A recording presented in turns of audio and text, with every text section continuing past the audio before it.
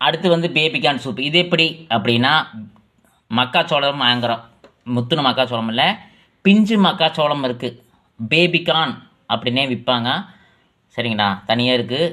நீங்கள் கடையில் வாங்கினா சரி, எங்கே கிடைக்குதோ அங்கே பார்த்துட்டு வாங்கிட்டு வந்து துண்டு துண்டாக சின்ன சின்னதாக நறுக்கணும்.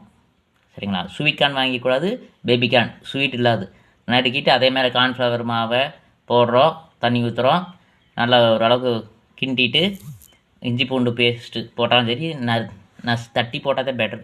பெப்பரு எடுத்து பெப்பர் மிளகு போடுறோம்.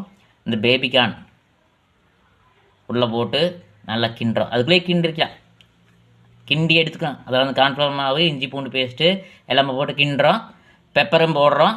இதையும் தூக்கி பேபிகார்ன் உள்ளே போட்டு கலந்துட்டு வெளியே எடுத்துகிட்டு பவுலில் ஊற்றுங்க. கடைசியில் லைட்டாக பெப்பர் போடனா போட்டுக்குங்க, சால்ட்டு போட்டு கலந்து சாப்பிடுங்க. சூப்பர் டேஸ்ட்டாக இருக்குது, வேறு மாதிரி இருக்குது. நன்றி. Baby corn soup.